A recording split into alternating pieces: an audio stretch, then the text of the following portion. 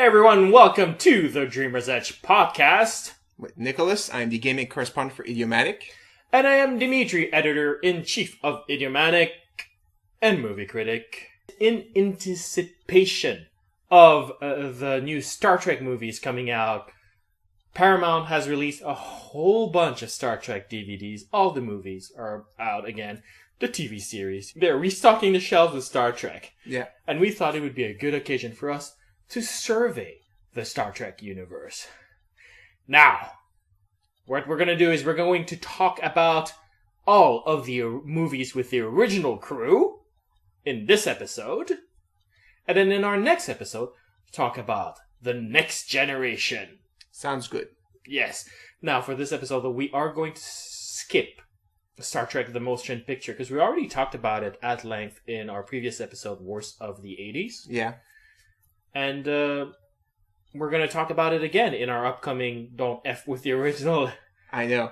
episode. So we're going to skip right to Star Trek II, The Wrath of Khan. The best one ever. Count Khan, the character that was established in one episode of the original series, and he basically gets stranded on a planet as punishment for trying to take the Enterprise. And he basically gets off the planet and wants revenge on Kirk. This time, it's personal. It is. Very good movie. Probably one of the best in the series, and one of the best of all the movies, honestly. My favorite. Great acting by the bad guy, Ricardo Montalban. Oh, he's terrific. Spectacular.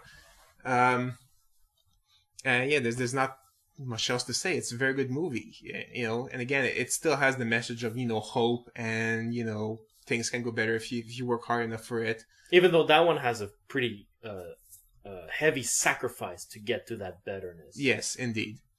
Yeah, there's this whole thing about Kirk never having faced the no-win scenario, and he's faced with it at the end, and he can kind of see him react to it. Good stuff. Yeah, no, absolutely. Well, that's a movie that actually, now that you mention it, introduces the Kobayashi Maru challenge, which is something that every member of the Starfleet Academy, except Spock apparently, had to take, and where they have to face the no-win scenario, and Kirk somehow, they never explain how. Yeah. Oh, they do. They do explain how.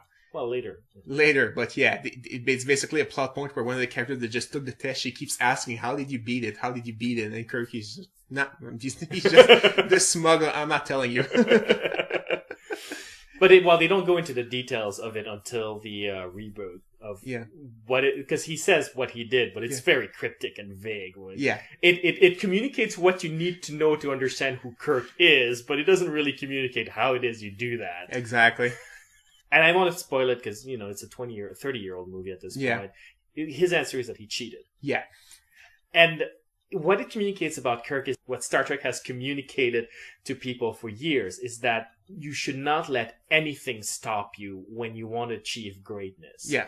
And that's because when Kirk says he cheated, what he's saying is, I didn't let the rules bog me down. Exactly. He didn't believe in the no-win scenario, so I didn't believe in that. So I made it work.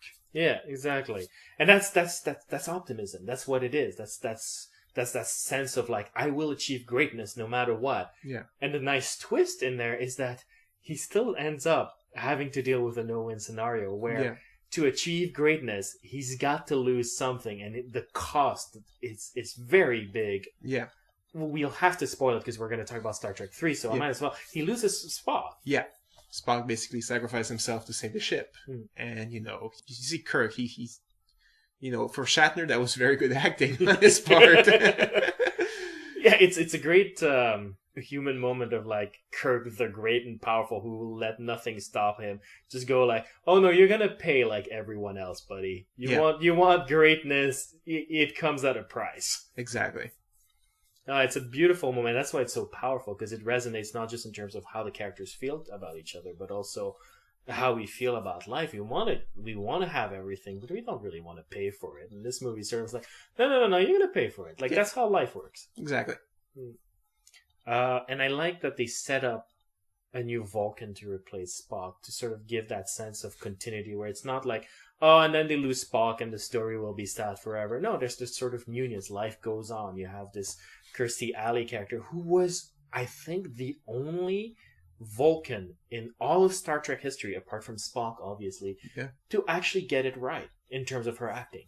I don't know. I think Tuvok had it good in Voyager, but nobody watched Voyager. But did the no emotion things? He had it down pat.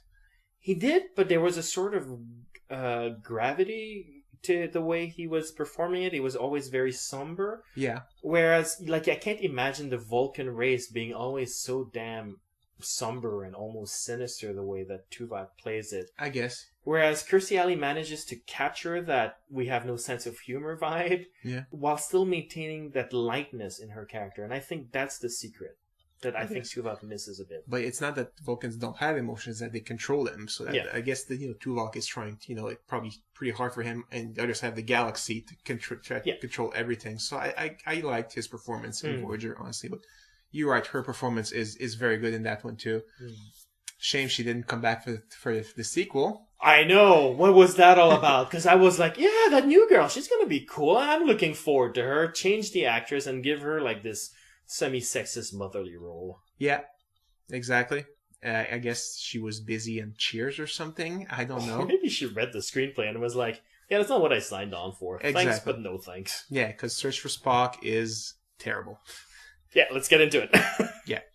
Basically, they realize that, Spock is still, his memories are still in McCoy. And so, if you can find the body, he can come back, basically. Yeah, because he's in McCoy because he did a little mind melt thingy before he died. Exactly. And it's basically them searching for, Spock's body to bring him back. And they meet Klingons along the way that they're interested in Genesis and what happened. Genesis from this first movie, basically creating life out of nothing. And Klingons are interested in that as a weapon. It's very weak. It's a necessary evil in the sense of you got to get Spock back, especially since you've lost Kirstie Alley. Exactly. And how do you get to that? Well, you got to make it the whole story, otherwise it'll diminish the impact of Wrath of Khan. Like, his death has to mean something, and for his death to mean something, if he's going to come back, you have to spend the entire movie about it so that it feels like you've worked towards getting him back, instead of like in the first act, Spock shows up like, yeah, I got better. Like, Hey, it works for X-Men. Why not just, But but that's the problem with X-Men. Yeah. It devalues the drama of their death as a result. You're right. So I appreciate that they made the whole story, the search for Spock, in an effort to make Wrath of Khan still stand after all these years. But it does mean that they tanked a movie to do it. And that's sort of a weird choice when you think about it. I mean, like, I'm sure they thought it would work out, but it didn't. It did kind of had a nice message to it. Like at the end of the second one where Spock sacrificed himself, he's like, why did you do it? And it's like, the needs of the many outweigh the needs of the few. And when, pretty much everybody sacrifices their careers and, pretty much maybe their freedom to go and save Spock, and he's like, why did you do all this? And it's like, well, the needs of the one outweigh the needs of the many. They care for Spock, so, it doesn't matter. You did it for us, we'll do it for you. Yeah, it's sort of like the Three Musketeers, one for all and all for one, essentially. Yeah, exactly. Yeah, no, you're right. It was actually a touching moment, and there's that beautiful moment where Spock essentially is reborn on a planet called Genesis, where his corpse landed, and for some reason the soil gave birth to a new Spock. I'm not entirely sure how the logic of that works, but that's what happens when you plant a Vulcan. The same Vulcan grows from the ground. Exactly. Vulcans are farmed. Nobody knows that. But there you go. You heard it here first. He grows and he grows up and looks exactly the same as, not his appearance not being altered by, his experience in life or whatever. No, I know he has the same scars. It's weird. Yeah, exactly. That scar that Leonard Nimoy got when he was playing in Mission Impossible. He got it on the Genesis planet too. Nice. But I love the final line he says, like, you were always my friend or something like that. Yeah. It's like a super touching line. It works. Yeah. But having said that, oh my god, what a load of nonsense. Yeah. I mean, I can't even remember everything with the Klingon because this is a movie I avoid, I still feel, even though, you're explaining you have to take the whole movie to get, Spock back, or else it kind of, taints Wrath of Khan. It still taints Wrath of Khan for me, even though. So I was like, I saw it once, maybe twice, and it's like, no, I do not recommend it for anybody. Basically, they got Spock back. Just, it took 2 hours and they got Spock back. For me, Search for Spock makes the same sin that motion picture does, in that it's really freaking boring. Yeah. Like it's 2 hours of like, I don't care. That's true. Yeah. Moving on then to an even numbered one, which means that people must like it, and Yeah. I'm actually in the exception here. I don't like that movie. Yeah. It's Star Trek IV: The Voyage Home. Yes. Where they basically have to find humpback whales to save the Earth, because there's this entity that apparently communicated with humpback whales on Earth, and now they're extinct, so it doesn't get the message. So it's came to see what's happening, and it's causing like evaporating all the water on Earth and causing major, problems. So they have to go back in time and get some whales in the 20th century. Yeah, like why the 20th century, where like Greenpeace is trying to protect them, and because they're becoming, it's like, why not earlier when there were more of them?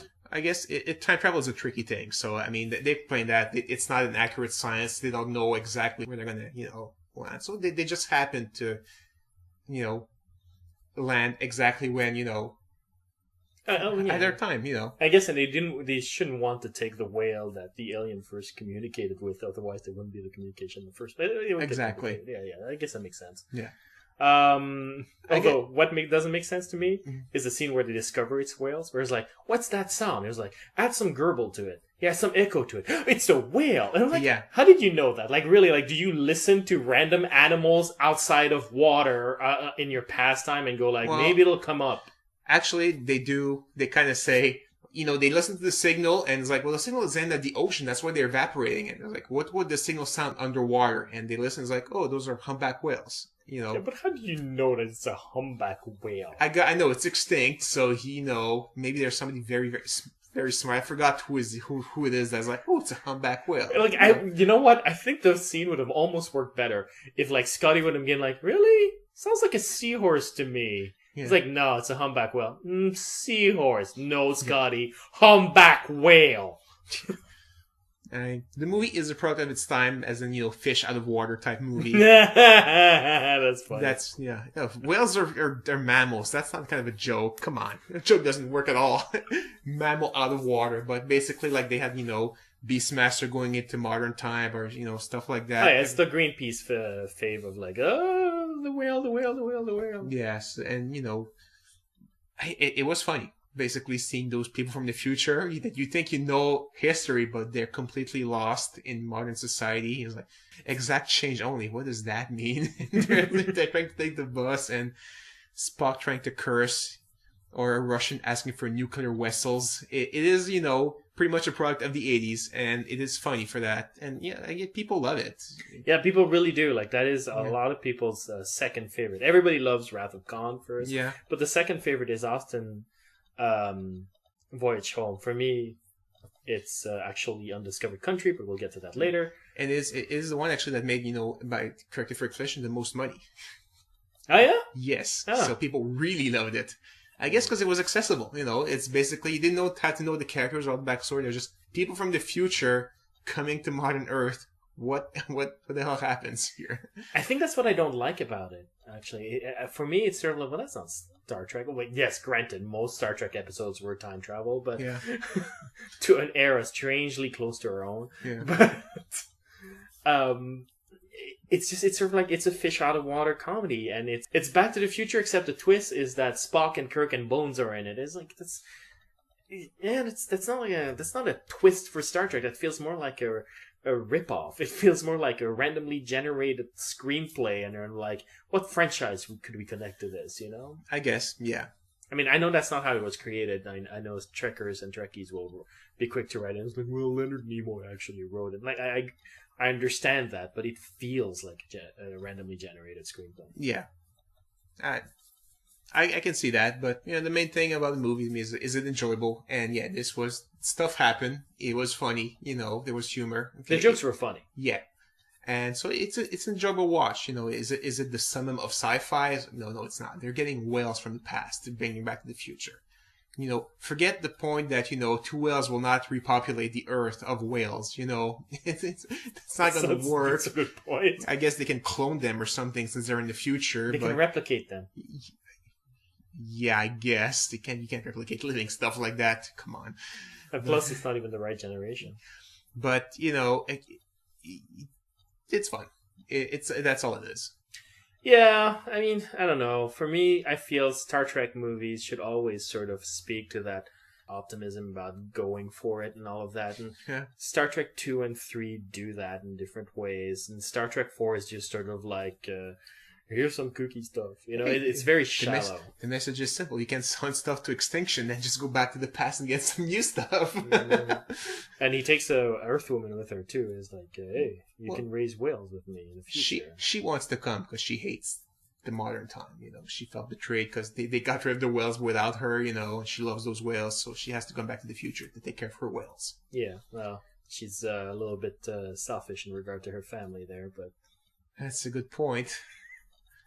Maybe she had no family. Let's just assume that. Maybe she's an orphan. It'll be a cheerier story if she is. She's an orphan without a husband or kids. I don't know. I find it's a pretty cynical movie in the sense of it's very like, well, here's what we're doing wrong, and the future we'll have to fix it, and we can through time travel, but we're doing all of this wrong, we're bastards, and it's sort of like, that's not Star Trek. That's not what I want to see from Star Trek. That's a good point. But, okay, I realize I'm in the minority here, and, boy, if you're already starting to shake your fist at me, wait till you hear what I have to say about Star Trek V, The Final Frontier. Yes. Which I believe, now, I haven't quite verified it everywhere yet to make that assertion for sure, but I am about 98% sure that I am the only person on Earth to like this movie. Probably. Yeah. I'll let you tell the story, though, just because it'll be funnier if it comes from somebody who hates it. It's basically they're looking for God at the center of the galaxy. Yeah, there's Spock's never mentioned before half-brother. Yeah. Who shows up, and he's like all emotions and stuff. Like, he's a cult leader, essentially, is what he is. Pretty much. He toys with people's emotion. He's not emotion, but basically he makes people's hurt go away by talking to them, and I don't know. But like, he's not a Vulcan in any traditional sense. No. And he's like all this jovial people who gets people in his cult, and he wants to find God in the center of the universe. Yeah.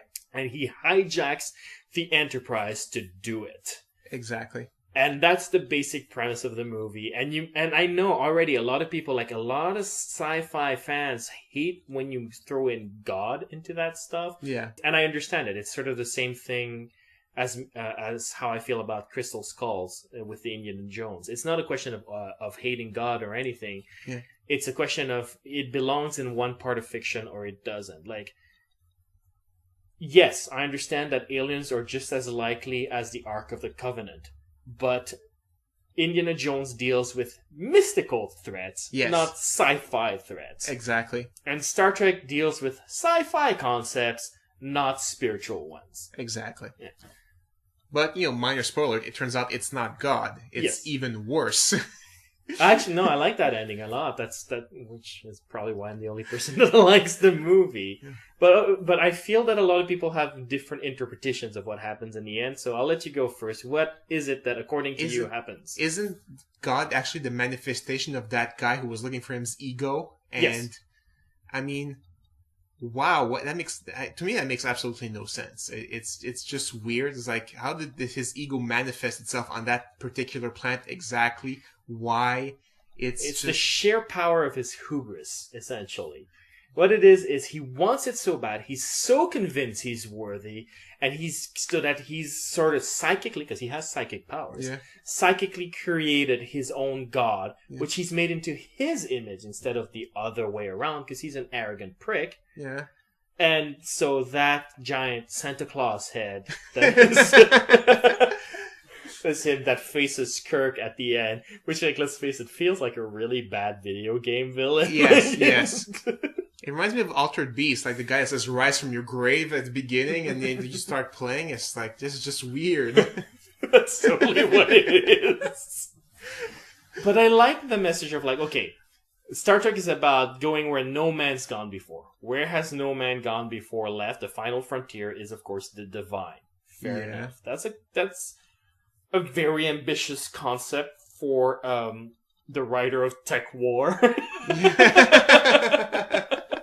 But the idea of like, if you try to meet the divine, if you try to sort of force your way into controlling the divine, as in like, you're gonna see me when I want to see you, not the other way around. Yeah. You're only reflecting yourself into this God, and God knows a lot of people do that in real life, sort of create this God that is actually built in their own image instead of the other way around. Like, there are many, many so-called spiritual leaders that do that. Yes.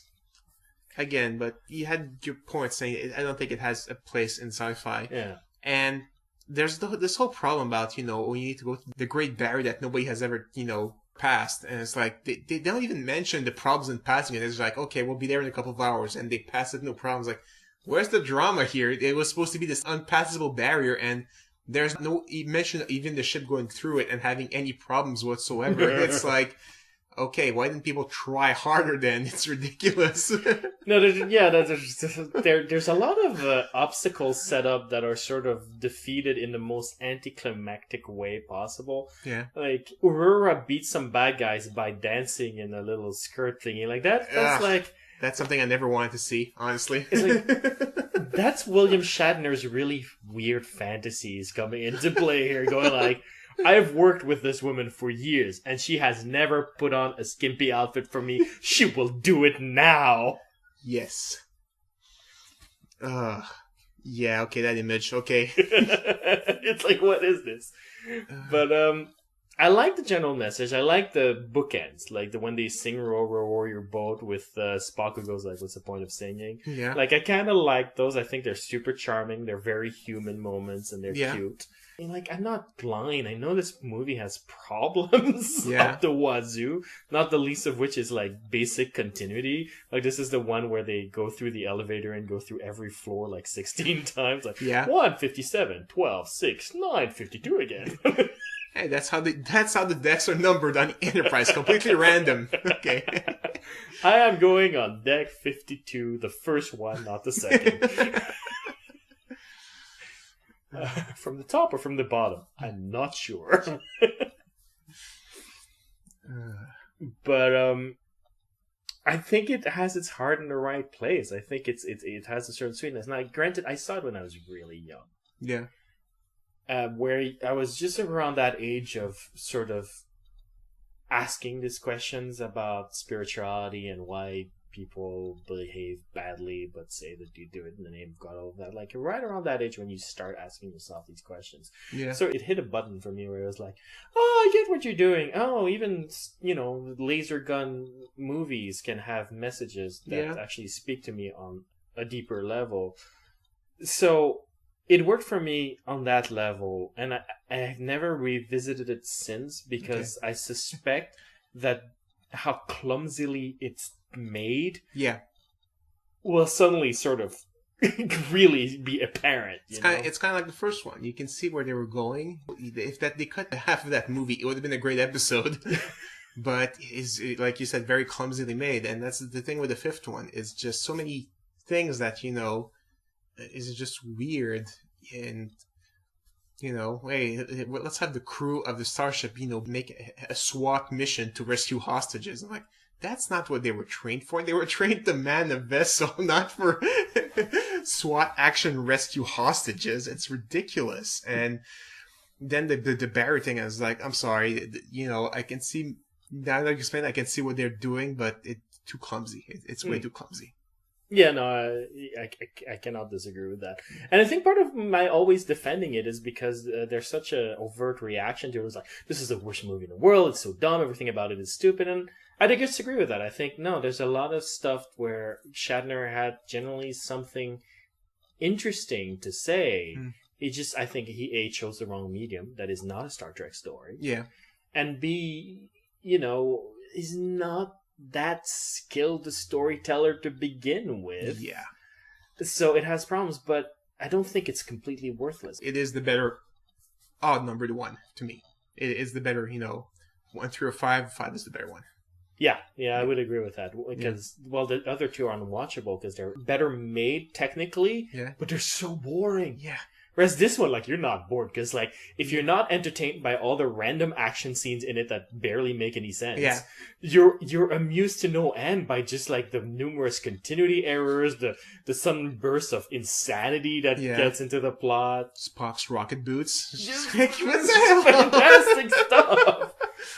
Uh, And it's the one where the characters feel the warmest, you know, with the row your boat scene, which a lot of people have made fun of, but I actually think it's really sweet. yeah, they're camping. They don't have any involved songs to sing. You know, just sing. It's fine. Yeah, no, I think it's sweet. But yeah, it's not a good movie. No, it's not. All right, moving on to an actually good movie because we're back into the even numbers one, and it's my second favorite of the old Star Trek movies. Yeah, it's Undiscovered Country. Yeah, a political thriller. Indeed, an accident happens on the Klingon homeworld. Yeah, and now they want to make peace. So basically, they have Kirk and the Enterprise, because it's the flagship. You know, go there and talk to the Chancellor. And somebody kills the Chancellor, and basically Kirk and McCoy they're the one that they think that they did it, and they're sent to prison, and they basically have to figure out who actually killed the Chancellor, and save Kirk and McCoy, and basically make peace. And Kirk's really pissed off because they killed his son. Yeah, they killed his son, and that's basically one of the things. They basically use his recording saying, he'd never trust Klingons. He doesn't trust Klingons. He never will. And they use that in his trials, like, tell me you didn't kill him now. You don't trust Klingons. You never liked them. And it's a very good story. It's a really good story, and what I find really cool is this is the first time they did it, and it never occurred to me that this is the first time that they did it, because Next Generation will do that on a regular basis on the series, but this is the first time they put the Star Trek concept in and mixed it with politics. Yeah.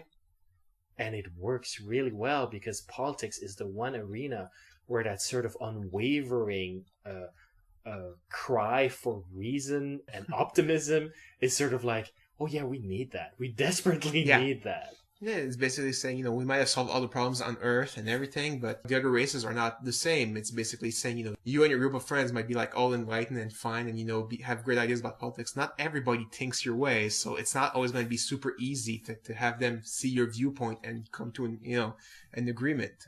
And it also sort of flashes like, yeah, we've solved all of these problems, but not completely. Kirk hates Klingon. Yeah. And that's that the movie doesn't hide from that. It's racism. It's justified racism in the sense of, like, can you blame a guy for harboring a certain animosity towards the people that killed his son in a political conflict? Of course not.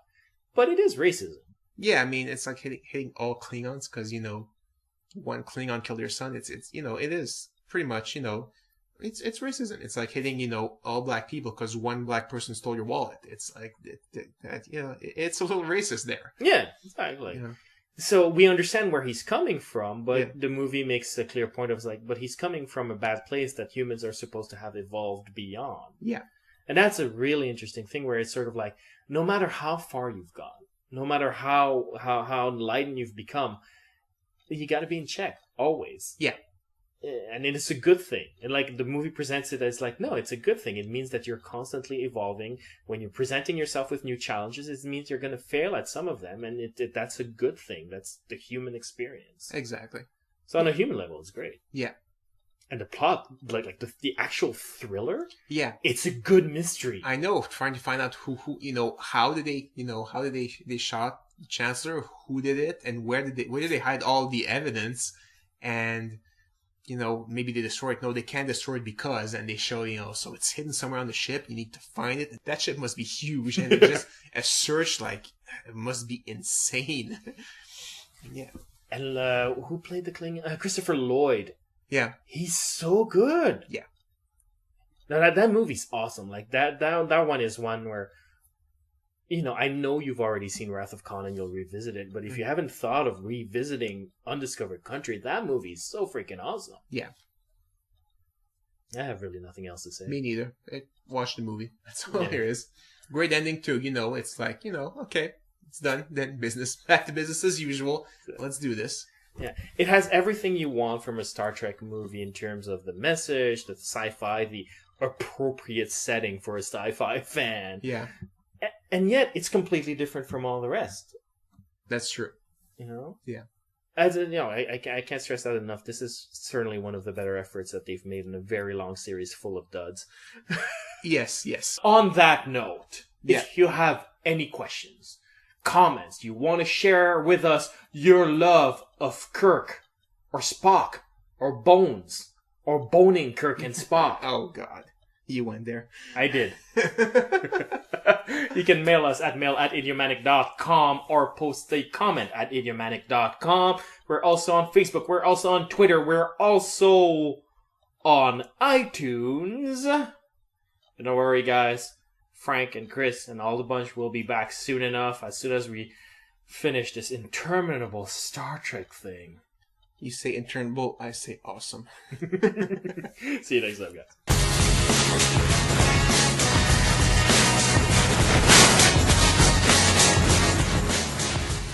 Skip Star Trek The Motion Picture, because we already talked about it at length in our previous episode, Worst of the 80s. Yeah.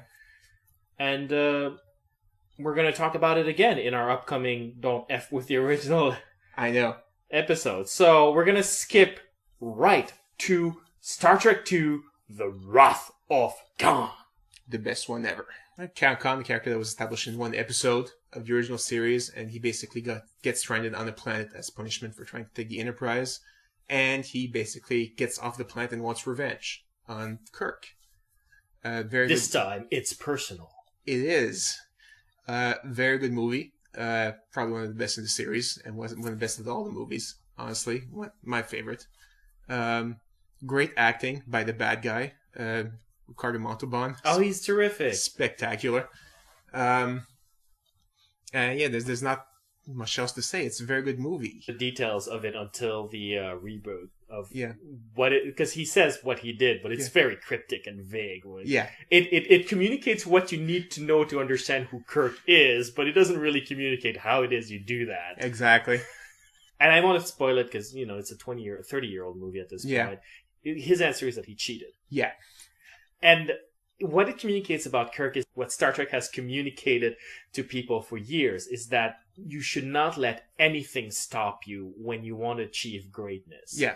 And that's because when Kirk says he cheated, what he's saying is, I didn't let the rules bog me down. Exactly. He didn't believe in the no-win scenario, so I didn't believe in that. So I made it work. Yeah, exactly. And that's optimism. That's what it is. That's that sense of I will achieve greatness no matter what. Yeah. And the nice twist in there is that he still ends up having to deal with a no-win scenario where to achieve greatness, he's got to lose something, and the cost is very big. Yeah.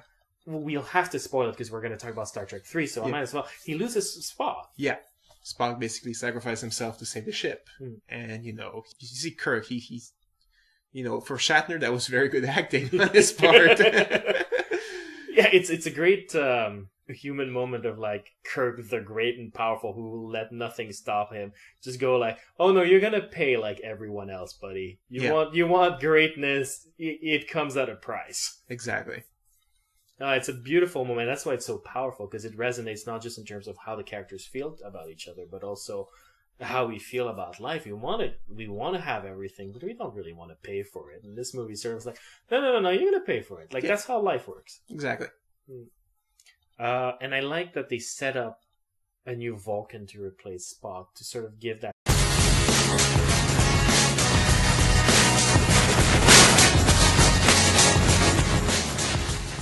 Hey everyone, welcome to the Dreamer's Edge podcast. With Nicholas, I'm the gaming correspondent for Idiomatic.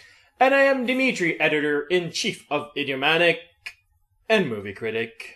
In anticipation of the new Star Trek movies coming out, Paramount has released a whole bunch of Star Trek DVDs. All the movies are out again. The TV series. They're restocking the shelves with Star Trek. Yeah. And we thought it would be a good occasion for us to survey the Star Trek universe. Now, what we're going to do is we're going to talk about all of the movies with the original crew in this episode. And then in our next episode, talk about the next generation. Sounds good. Yes. Now, for this episode, we are going to... And again, it still has the message of, hope and, things can go better if you work hard enough for it. Even though that one has a pretty heavy sacrifice to get to that betterness. Yes, indeed. Yeah, there's this whole thing about Kirk never having faced the no-win scenario, and he's faced with it at the end, and he can kind of see him react to it. Good stuff. Yeah, no, absolutely.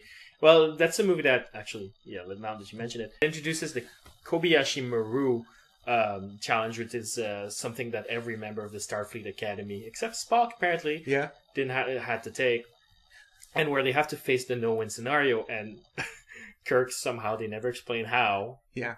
Oh, they do. They do explain how. Well, later. But yeah, it's basically a plot point where one of the characters that just took the test, she keeps asking, how did you beat it? How did you beat it? And Kirk, he's just this smug, I'm not telling you. But while they don't go into